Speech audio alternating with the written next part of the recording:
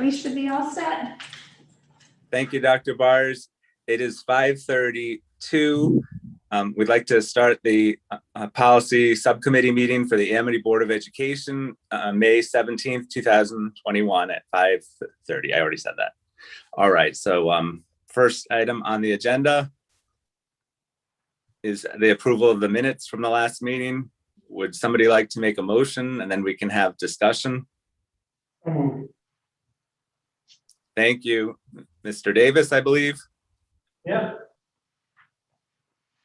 All right, so do we just do a show of hands or how would you like to do that, Dr. Byer? I think you wanted to see if there's any discussion or comments first. That is correct. Sorry about that. I do rush those.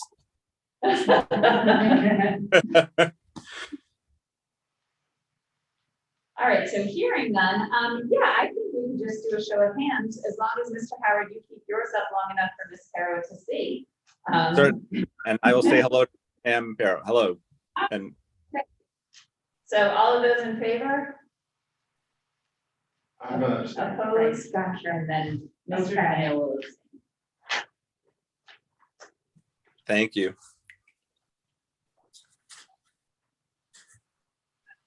And was there any public comment I don't receive by 3 o'clock, 2 o'clock? No, there was no public comment. Okay, thank you. I didn't see any, so. And Dr. Byers, would you like to bring us through the policies in the 4,000 series? Absolutely. So we are still continuing our way through the 4,000s, and the first one is from CAVE Policy Services 4118.211.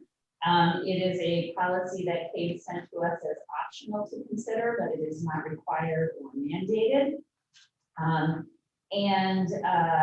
It is not my recommendation that we put this forward because the idea of not having retaliation is typically built into all of the harassment policies and things like that. It's part of those, so I think it's redundant to other policies where you would have somebody bring something forward. I would also guess that in those cases, the unions themselves would be protective of the individuals.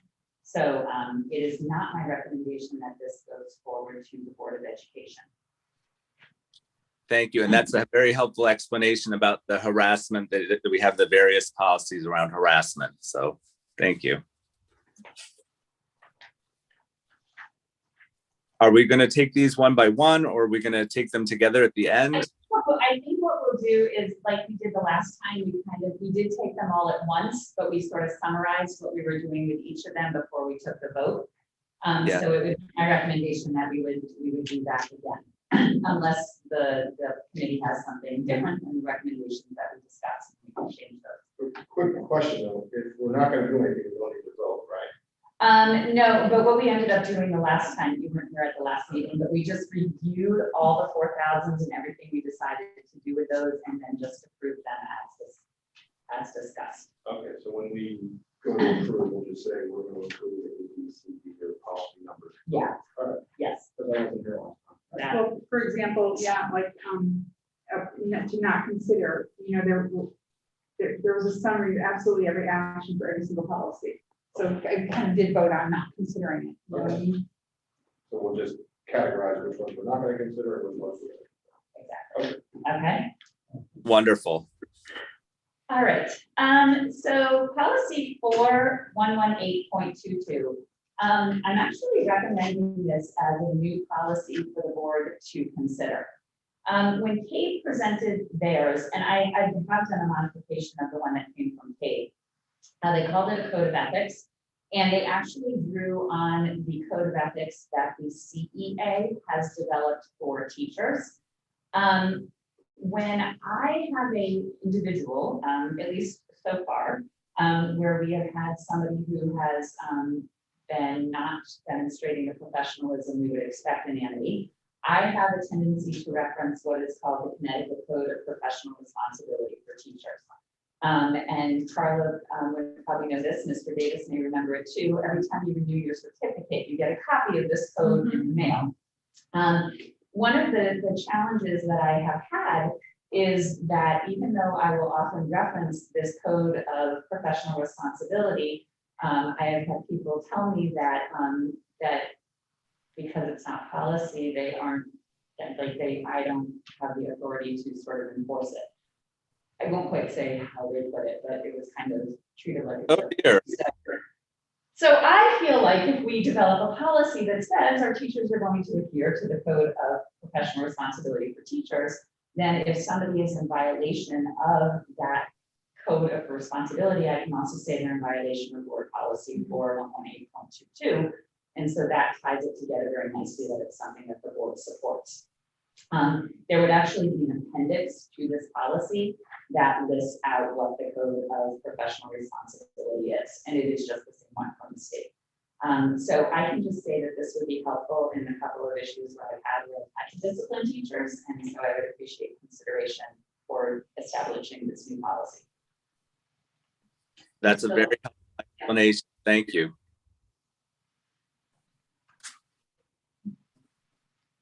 I just, I'm not opposed to it all, I agree with it 100%. The second sentence there kind of concerns me. Because it says some certified staff members are also bound to the code of ethics in their respective areas of discipline.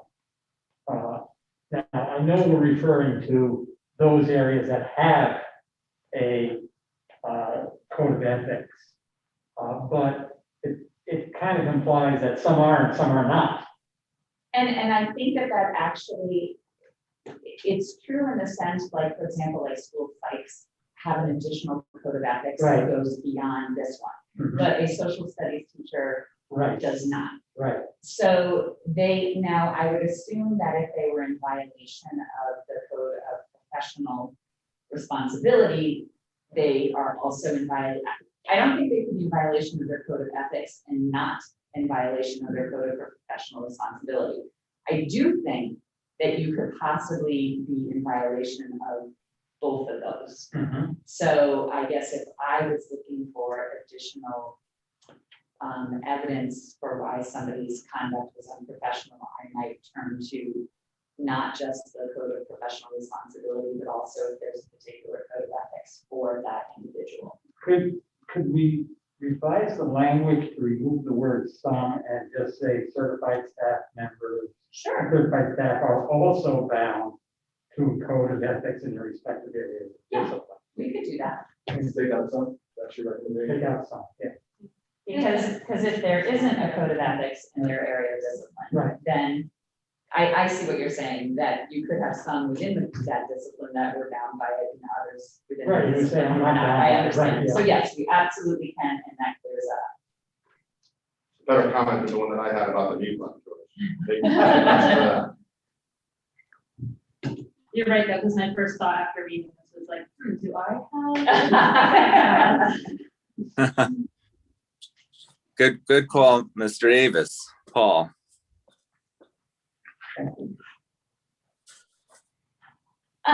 So 4118.23 is also a new policy that we just uncaved and turned it into an Amity type of policy.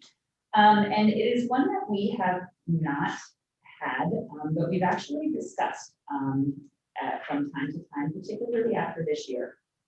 Because I will say that a year of living in hybrid model, of conducting meetings via Zoom, of having adjusted schedules where we end the days at 12:47. We felt the need to have some recalibration with what expectations are for staff, but not having had any specific policy, we don't really have anything to reference. CAVE does caution quite a bit about policies where you address specific dress codes and things like that. So I think that this just kind of nicely establishes that we are a professional organization and we expect professional conduct from our staff without going too far into the nuances of things that actually could be problematic for us. So it would be my recommendation that this is a new policy that the board would consider as well.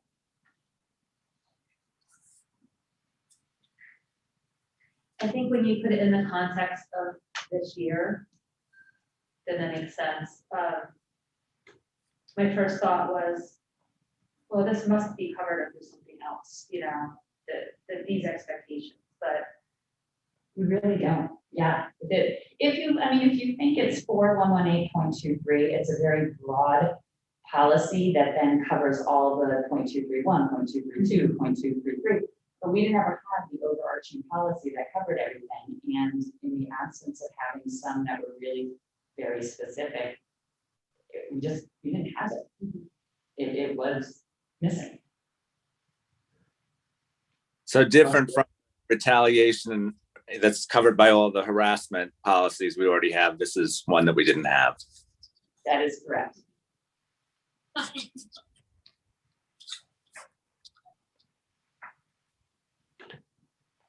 I have some concerns. To me, much of what is here is professional expectations. And, you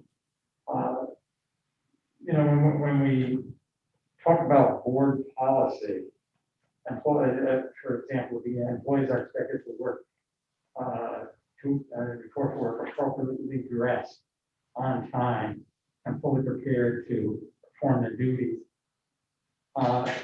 Without a definition of what appropriate dress is, you can't really establish a policy. So that's a concern of mine, that the definitions here, the enforcement of this would be very, very difficult. Should some employee not live up to these expectations, and we say, you don't come to school appropriately dressed, we're gonna be in a real difficult bind when they say, where's the definition of appropriately dressed?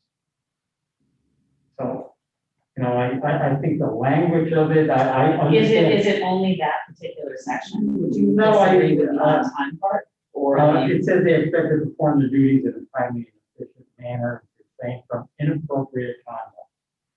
I mean, when we define inappropriate conduct, it's a contractual area. But it's not specifically defined as a board policy. The teacher may say, I was working with my students on a project and demonstrating for them some of the things that they shouldn't do. And then all of a sudden we say, well, some student tell the parent, and the parent says, that's not appropriate for the classroom. That's for the administration to determine whether or not that's appropriate or not appropriate. The principal would be talking to the teacher and then they figure that all out. So, you know, refrain from inappropriate conduct, yes, if they're bringing alcohol into school, that's a legal issue. I just do have concerns with this stuff. You know, well, and I do think there are some policies that do come later. Right. That hit some of the real specific inappropriate conduct. Now, I can understand all of these as expectations. And I just don't see it in the area of board policy. It's, you know, I think it's a policy. You know, that's just my concern, that we don't have specific definitions for all these things that we're asking the teachers. In their contract, is it in there? There is contractual language, and you also have. So I mean, the policy. There's say- no contractual language about dress code. There's Right, contractual language right. about what's considered on Would time. there be regulatory language that you would put behind this policy, Dr. Byers? For a dress code, no, because again, that's something that CAVE has not encouraged. And to be truthful, different people dress different ways for their different jobs. I'm sure Carla, as an art teacher, is going to dress differently than somebody who might never have to touch paint or clay in her life. So, And she will, and a PE teacher is gonna dress differently from somebody. and as a professional, as it says here, she would be dressed appropriately, but if we Yes. say that's not appropriate, we don't have a specific definition as to why it's not appropriate. well, maybe the word appropriate is wrong, but maybe something regarding like dress that would cause a distraction or take away from like educational. I mean, you some know, of it goes back to the same things that we would approach with the kids. If somebody came into school with, well, we had to We have address some, addressed- yes, we have had to address Right, people for some of the right. choices that they've made in the t-shirts that they've worn, not frequently, but we have had to with, some staff. You know, as a kind of as an old time teacher, when I saw teachers beginning to wear jeans to school, I felt it was unprofessional. And I didn't feel it was appropriate dress. And I actually mentioned it to some teachers, said, well, it may not be appropriate for you, if they're nice dress jeans and. you But know, but a beer pong shirt, we probably wouldn't want anybody wearing. Right, So there probably are lines that. Long shirt. Stan, I'm just throwing it out Well, there. what about a short skirt, though, like a mini, on the teacher? So, you know, and again, I mean, I just think of what we limit for students and Mhm. our limitations that we have on dress code for students are pretty much around anything that's related to alcohol, and drugs. well, you know, all I will do is put out there that, as a subcommittee, we don't have to agree on everything, and, No, you know, if the committee wants to vote on it, and, you know, don't have to say, Mr. Davis doesn't agree, and that's I fine. bring a lot of value to this, so, I'm lost as to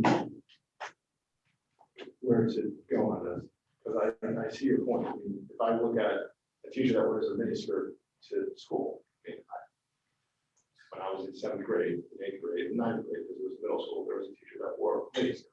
Now, I don't know if that's appropriate in this day and age or not. But could you rightfully say to that teacher, you cannot wear that because we have not defined it as a board? If a teacher wears ripped jeans, it exposes, you know, a lot of their thigh, what male or female, is that appropriate? We have not defined it. I'm not trying to get us further in the weeds, but if you're looking to discipline, then Peter Donahue is involved as the student or the teacher representative, and well, and again, if the question is it just about the dress code, do we scratch that language and maintain the rest of it? I can understand that argument. Well, the dress code is one concern, but, you know, the language is very general, fully prepared to perform their duties. What does that mean? You know, it's gonna be different for every person. As I said, you know, but are we better off having something where the superintendent can use her and his or her right, discretion? but that would be part of the teacher's evaluation. The administrator, you know, will sit down with the teacher and say, listen, every day when you come in, you know, I walked in there, you don't have lesson plans, but you know, those are types of things that will be covered by evaluation. I think we can talk about this forever. We don't want to do that, but I do wonder if, You know, so I think we did have a situation this year where we had to ask the staff member not to wear a particular t-shirt that they Mhm. were wearing. And it wasn't appropriate, and we cleared it with the attorney, and everything was fine. And we did it under sort of, you know, the whole Tinker versus Des Moines, with the very famous, it's causing a disruption. Right. It would have been probably more efficient for us to just, but again, we would still have had to have defined the appropriate. But if we had had a board policy to reference, it could have also been a more efficient process. Fortunately, the staff member was fine and completely compliant. So again, it could be a moot point. What do you think, Paul? Well, I'll put it like this, I'll abstain if you really want something to step forward to the board. I won't vote against it, but I will abstain. Carl, what do you think? The So, whole teachers, or well, yeah, and honestly,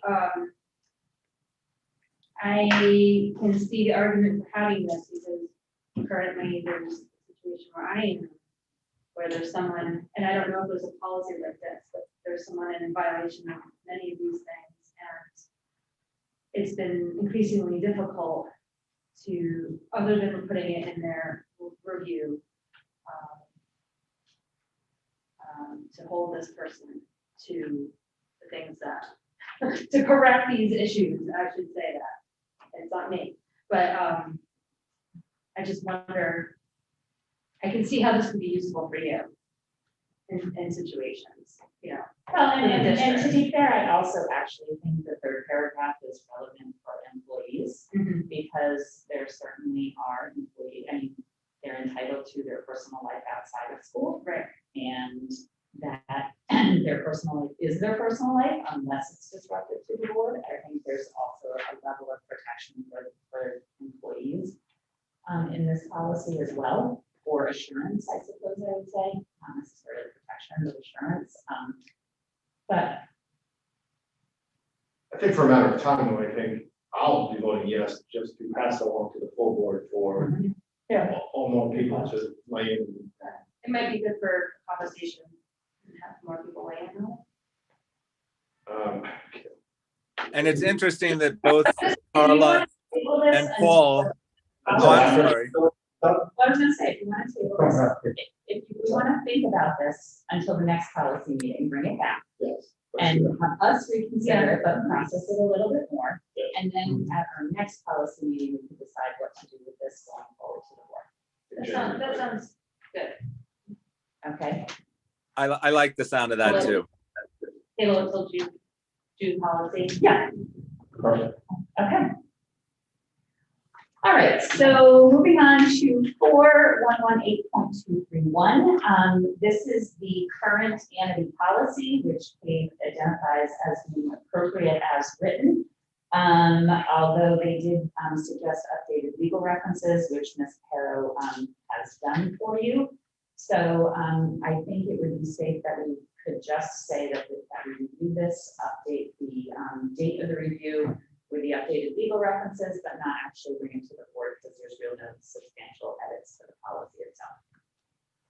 Which policy is it?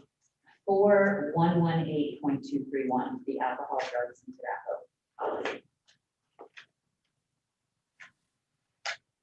And we've done that before where, you know, when it was just the legal references, we didn't have to bring it to the whole board.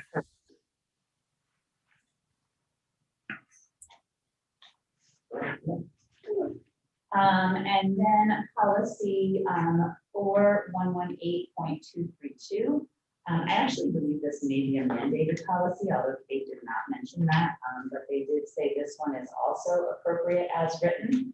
And CABE provided a regulation related to this, which I will most likely add to the policy manual and adopt once this is reviewed. But at this point, I think since it's appropriate and there really are no changes, we can just say that we reviewed it and it does not go forward to the board. Thank you.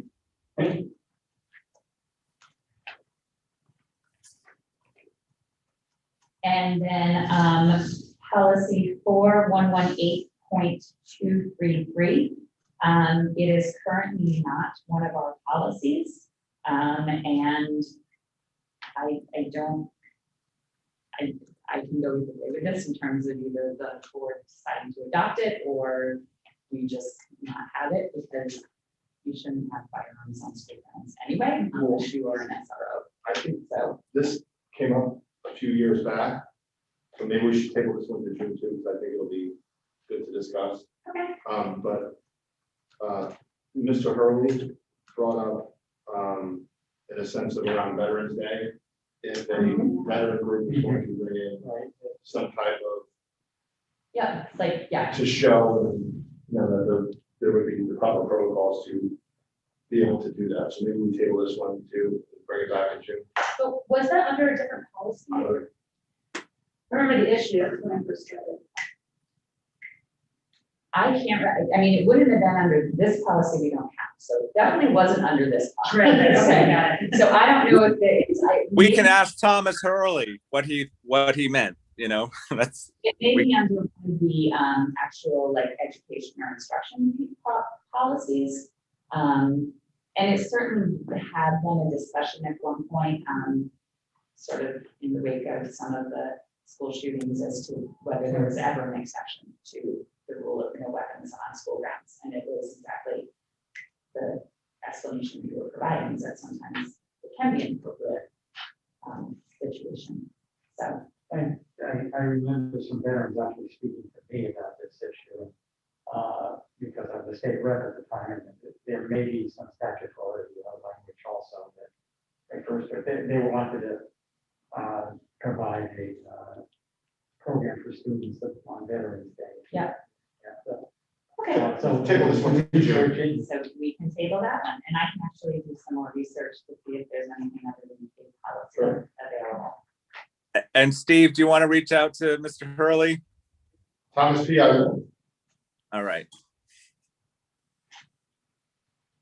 Okay.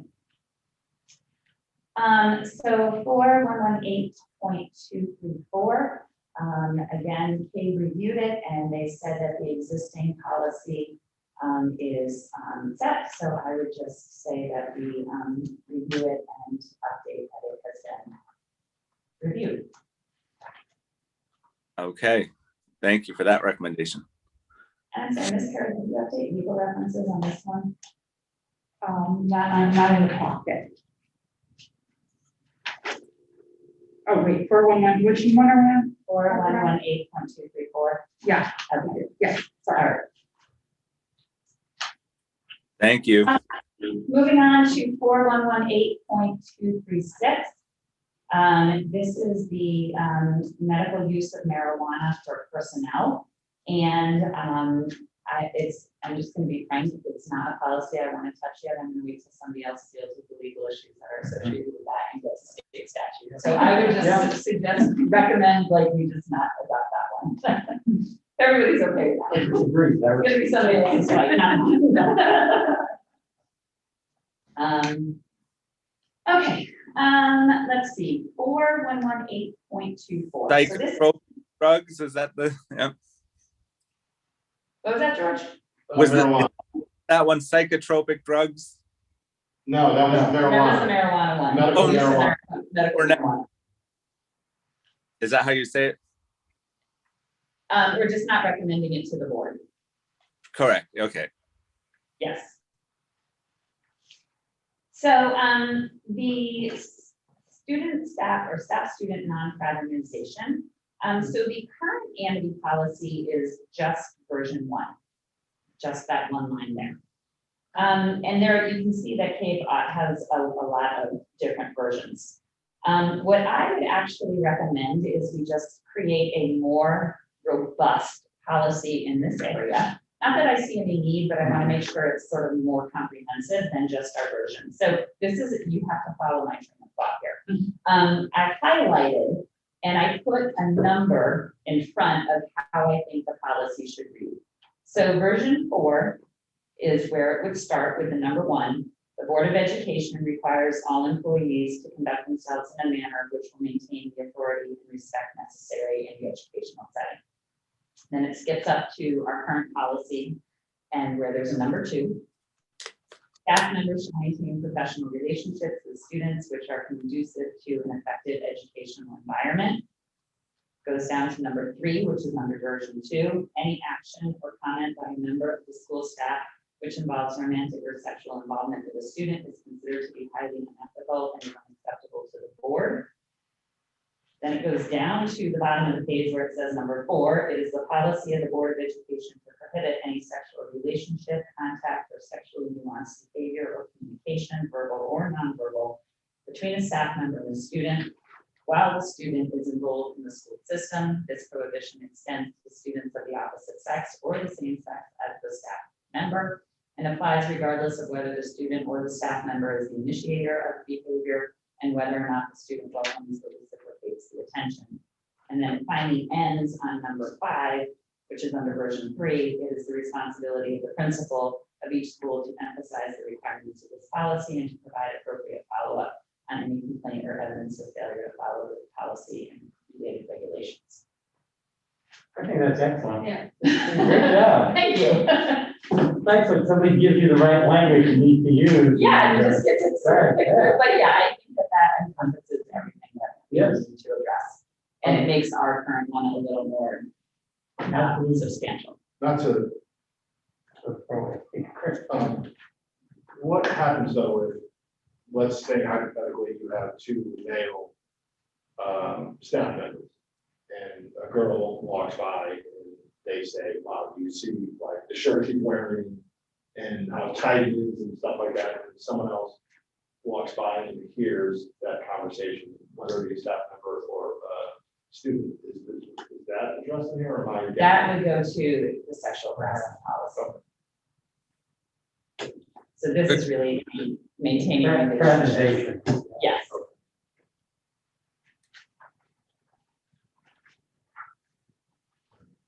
All right, for 118.3, this is an easy one. It's appropriate as written, and I would just recommend a review and to maintain the policy as established.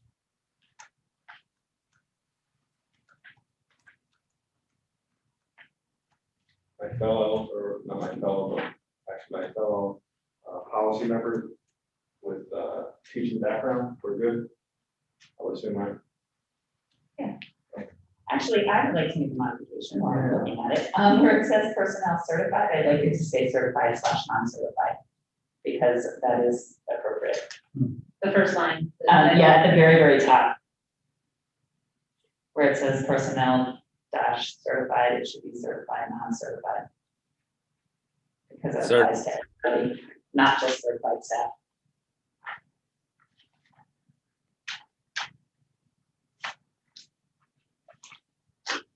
Just wondering, where are the, job descriptions listed? Is that something that's listed, or is it only when the job is, open? So we maintain a file of job descriptions. Ms. Wilton actually manages that as our HR person. And then typically when we post for, either when we create a new position or if we're posting for one that doesn't show up very frequently, we'll review them and update them. But I will say there are some that are probably positively ancient that we have to revise at some point. And then there are certainly, I know that there are some that are just missing that, because that's like how we sometimes find them, is somebody leaves and then we don't have a job description for them, so we have to write one. So it's long been on our list of things to do, but we've been sort of chipping away at it. I think probably the most important one that we have to update at some point formally is actually the teacher's job description, because I think that's changed significantly since it was written back in 1968 or whenever the job description was written. So. Would it be appropriate or appropriate for the board to, once you develop all those, the board to review and approve these other job descriptions? So I think the way that the policy or the regulation reads is that the board doesn't actually have to approve them. It's something that I can just do. And a lot of times when we have to revise the teacher one, I will do that in conjunction with, we'll have some conversation with the teachers union with respect to that. I think that the one job description that the board gets most involved in is so, yeah. I would say also the nurses, job description there, changed. Absolutely. Absolutely. Just a little bit, maybe. Yeah. You can ask them that. All right, so for 118.51, this is a policy that I have had people clamoring at me to finally establish, which is the use of social media by employees. And so I sent this out for review to all of our administrators along with the regulation, and I sent it to Mr. Downhour along with the regulation.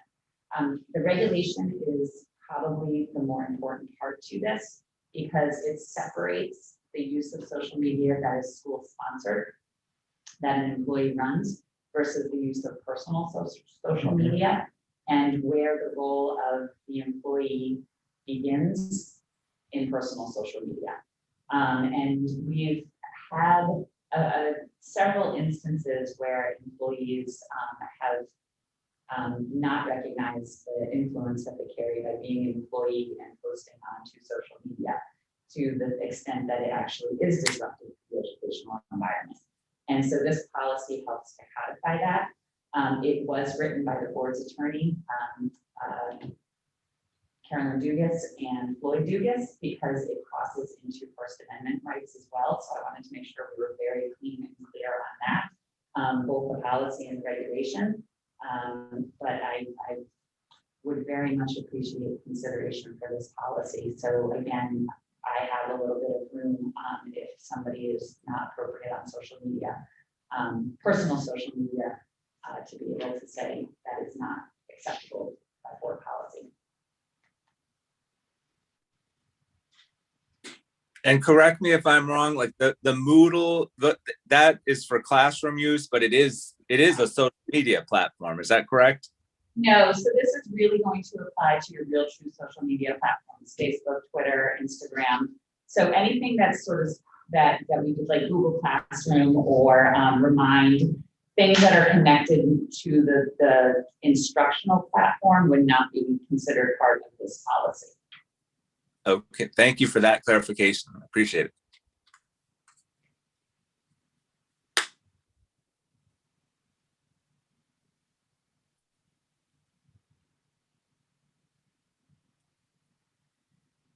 These are all first reads?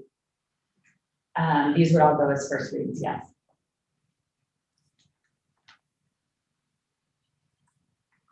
You probably want this one sooner than later.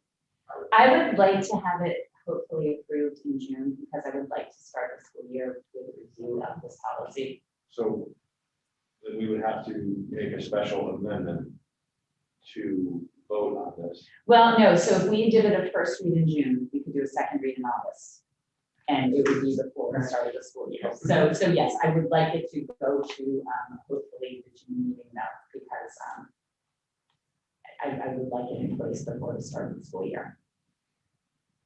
Okay, I mean, my thought was potentially the summertime, I'm sure. But I guess if you're okay with it in August. Yeah, I mean, we have, the regulation is well developed and written already, and so once it's in place, we can easily communicate that out. And hopefully in the summer, all of the conversations come down a little bit. But I would like to start the school year on the right foot with the expectations around social media. And the right foot being the clear foot, that's And currently there is no social media policy There's not. for employees. I felt like we talked about it before. Maybe just for students. It probably is part of the acceptable use with students, and that acceptable use does apply to staff as well. But specifically with what you cannot post on social media, and when it crosses into sort of representing the district or being disruptive to the educational environment, we don't have anything like that. This is definitely a new policy for us. And probably one that's long overdue, but better late than never. Bringing us into the modern age. And we're probably sitting here with the same types of challenges that many professional people have run into First Amendment violations and professional activities. So if one of our staff members, somebody posts something about Amity being a poor school that doesn't really care about the kids, and a staff member gets on there and says, I like this. That could be a violation of this Yes, policy. it could be. And you bring a staff member that said, oh, I wasn't really even paying attention or reading about it, and then it's up to the administration to determine whether or not that's an appropriate answer. Who's going to police all of this stuff? Because I'm sure that, I'm friends with quite a few former students as a board member. I try and stay away from all of that stuff, but I know plenty of teachers. Well, and I think the challenge is that sometimes the posts that come to our notice are the ones that are posted by staff members that are so derogatory to the district that everybody starts calling us and saying, did you see what so-and-so posted? Right. And I figured at that point, it is at that level of attention that we are now receiving calls from the community, and we're able to investigate that post. And it is exactly what you said. It's a staff member talking about how terrible the district is, how much they hate working there, how we don't care about our kids or take care of them. Okay, So conceptually, what you're saying is, we're not gonna go in there every single day and look at every teacher that's posting. We're going to only act when something is brought to us that raises concerns about. And is disruptive, at that point when it's coming back to us, it's disruptive to the educational environment. Uh-huh. So would the regulation be more specific in regards to what type of post? I mean, obviously if it's derogatory towards the district, but what if it's inflammatory regarding other issues or local issues, or is it, So, like, where's the line? yeah, so it really does have to be, it has to, the regulation is slightly more clear, a little bit more specific, and it really, if I posted about something that was happening in the town of Woodbridge, then I'm acting on, and I'm a Woodbridge resident, that's me acting on my First Amendment rights. It would be if I posted something about the district itself, right? What about political? What if I, or as a teacher said, I voted for, That's gonna be protected, because that's not about the district itself. I'm in favor of no piping. Yeah. That's All of that is freedom. gonna be protected by First Amendment rights. There are some personal areas, example, let's say one of our staff members during the summer goes to a nude beach and there's a picture posted of that person's back, totally naked. And the person said, great time at this nude beach. If you're wearing a Amity shirt, no. Thanks. Amity tattoo. The Amity tattoo on the shoulder, give them away. No, I know, I Yeah. know, it's, probably wouldn't happen, but it could happen. Yes, it could. happen. And then we get a parent going, what are the morals of this person posting something like that on Facebook? Why are they even going to a new beach? And, Well, that's what I was thinking, like, someone could have statements that are so inflammatory that it could become then a distraction and somewhat of a reflection on their job, mhm. here at Amity District, whatever, talking in these extreme ways. Right. But I guess it is protected, but then, So, and again, it goes back to, but it's clear cut when you're I mean, posting I'll about. throw out there, what if you had a teacher that posted, I don't support Black Lives Matter? I mean, is that, First Amendment rights. but that could be viewed as hurting the educational. Again, this really gets at mostly those posts that are aimed directly at the school district because they're functioning as a representative of the school district. Okay, so we just kind of got moved. Yeah. Okay. And again, I really had the attorneys work on this one because I knew it was something that could lead us down the wrong path. So what they have in the regulations and what they have in the policy, the attorneys believe stand the test of time of First Amendment rights. Okay.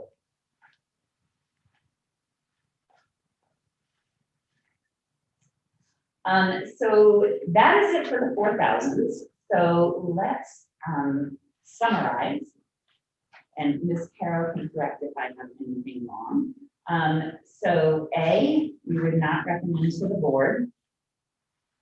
B, we would move for a first read as amended. C, we are tabling until the June meeting. D, we are going to list as reviewed and updated, doesn't go to the board. E, reviewed and updated, does not go to the board. F, we will table to the June meeting. G, reviewed and updated, do not go to the board. H, we are not recommending to go to the board. I, we are going to send for first read the updated policy. J, we will review and update the review date, not send to the board. And K, we would send to the board as a first read. that is the summary of the 4,000.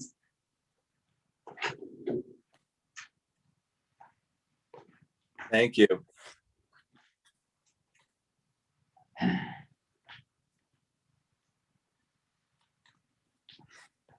Mr. Howard, would you like to call for a vote?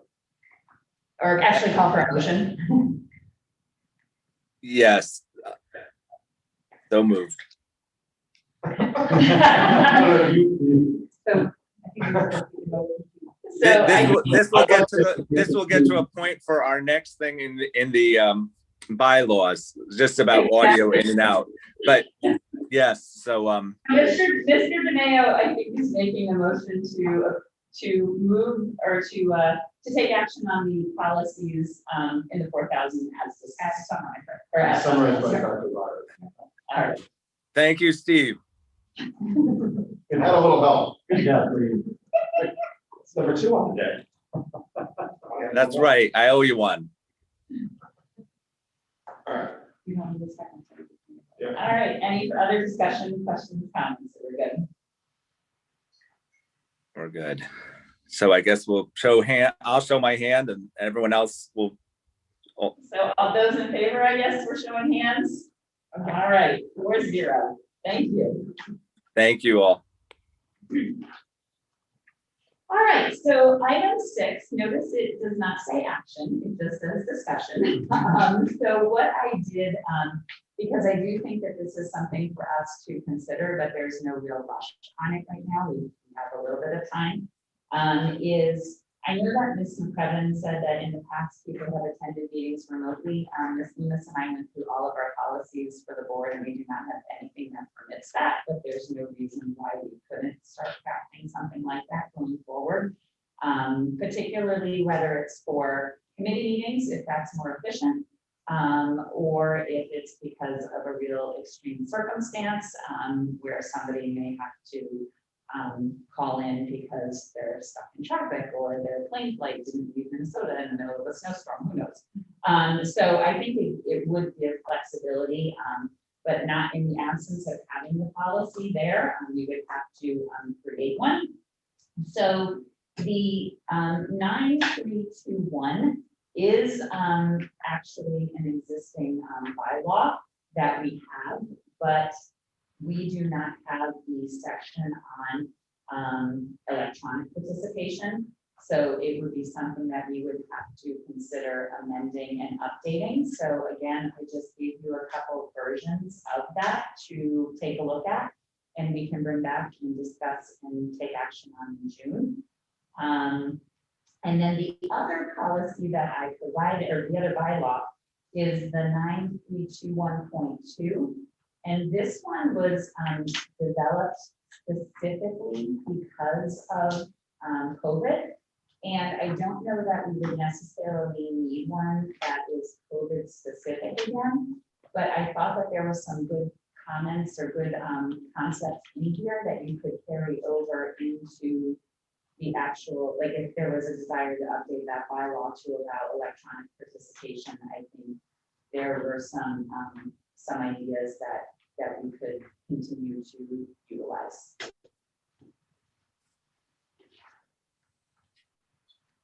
And so I really just wanted to open this up more as a place to start a discussion of whether we even allow the continuation of some version of electronic meetings, or whether, I guess we gave ourselves the grace period until June 30th, whether after June 30th, we just go back to standard in-person meetings.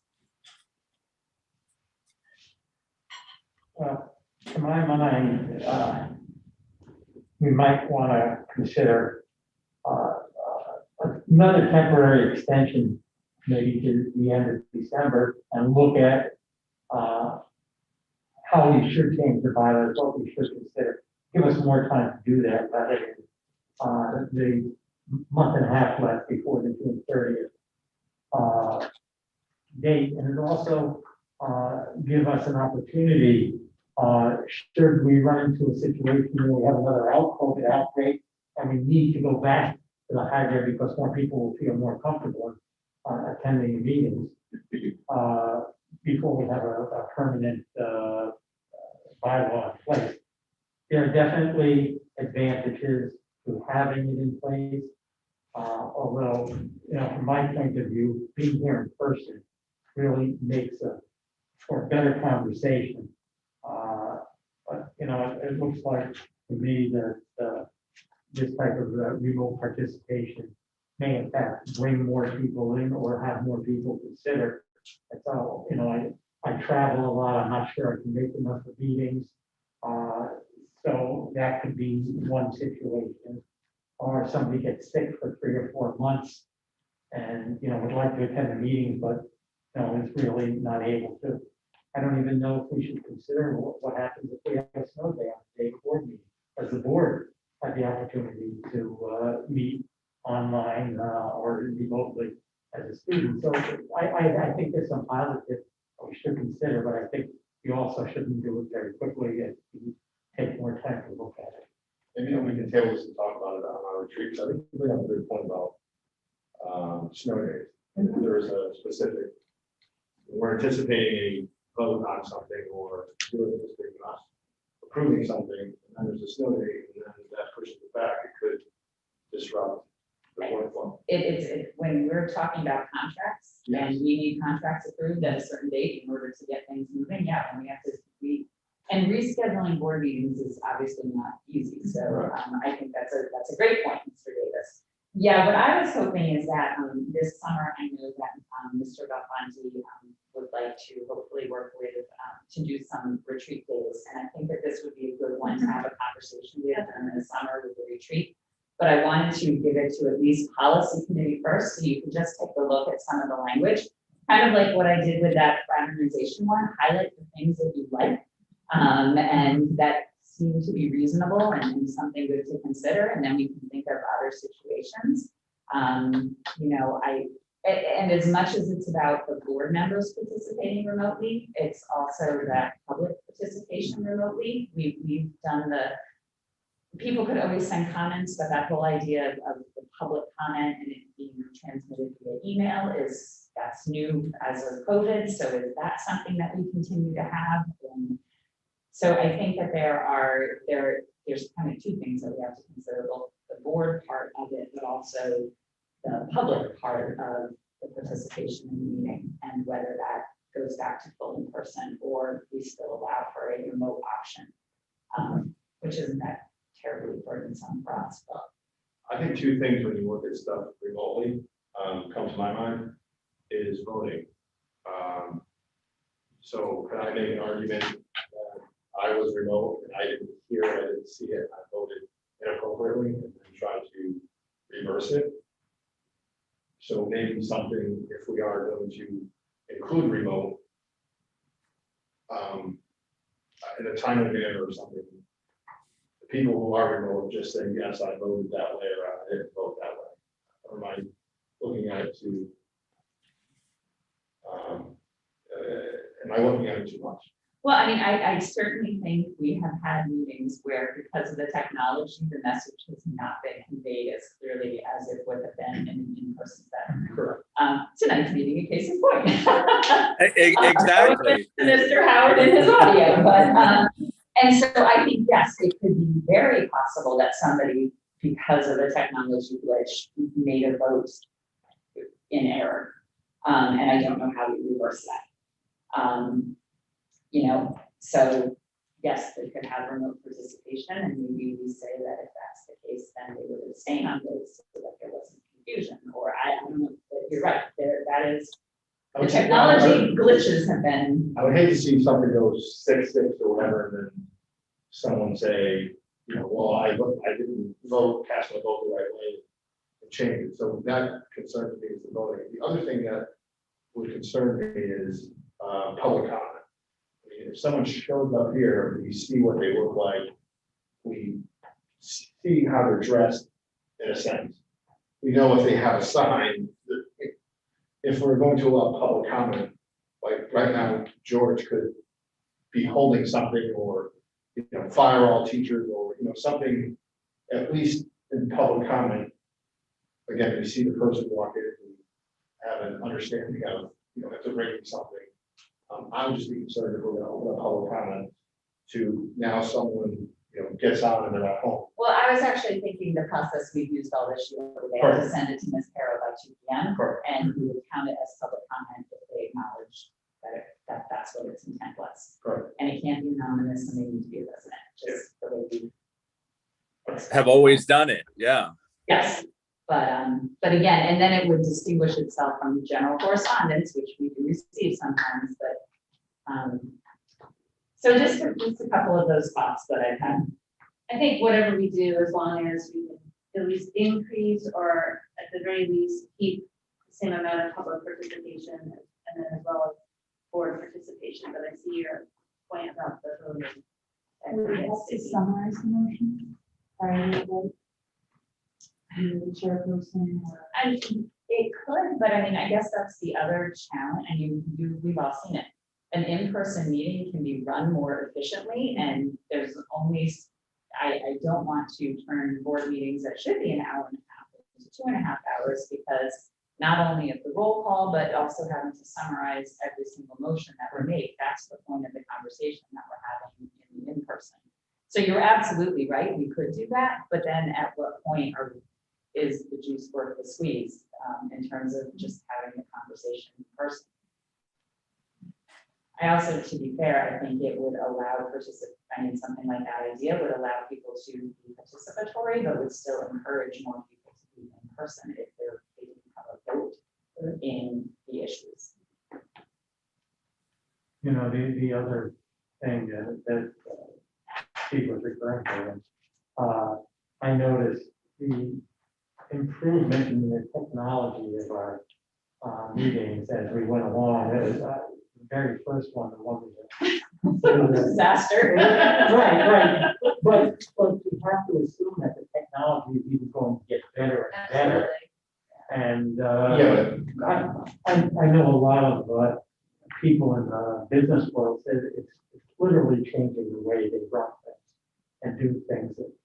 I think we'd be cutting off our nose to spite our face if we didn't take advantage of the technology to possibly improve participation in the way we operate, make things more appropriate and convenient for us to. We can prepare the technology on it, but if I'm at home and I have Crummy piece of equipment. Family's on some type of. Right. But yeah, that's the other part. You're absolutely right. I go in and out, so. Yeah, that is true. So The one thing I'd like to bring up, since we're all members from the town of Orange, is the virtual hybrid meetings, were kind of held in Orange for the most part. So that was a significant change. And I think like today is a good example of where it's closer to where it had been for most meetings. We've always had the full board meeting up in Bethany and the full board meeting down in Orange. But that's something just to be sensitive to, I think, for all of us, for the other, members of the board.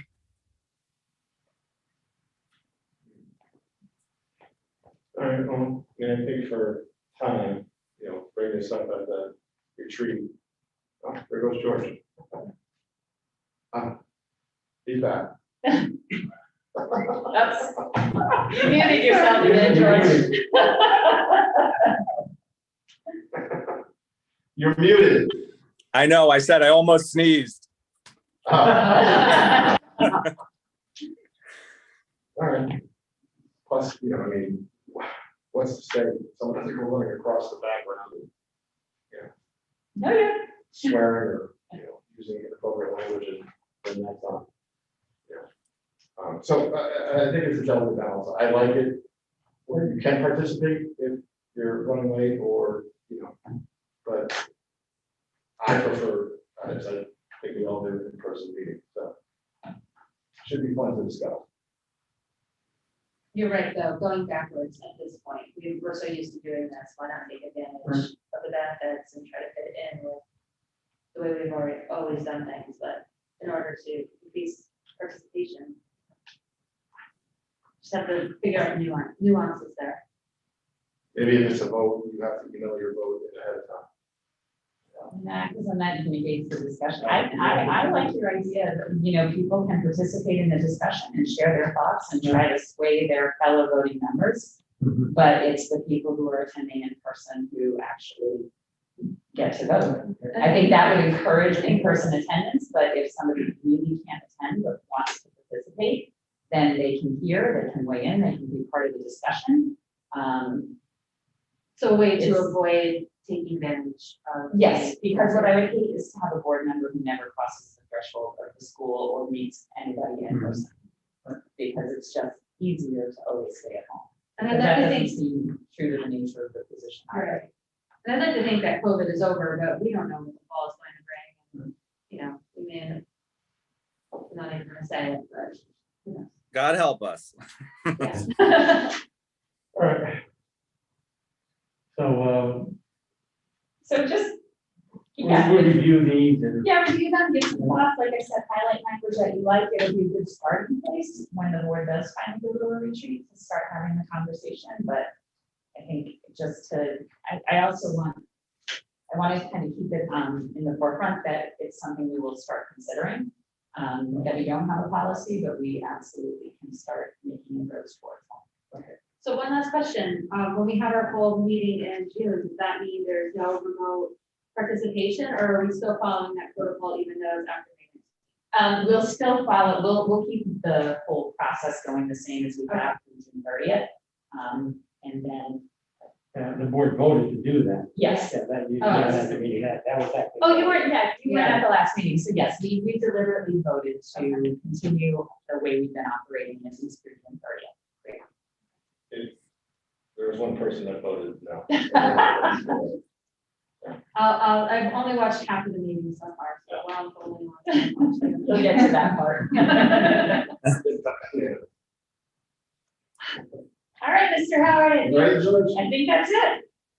Well, thank you, Dr. Byers. You put that all together for us. So thank you very much. And do we have a motion to adjourn the meeting? I'll make a motion to adjourn. All right. And do we show of hands?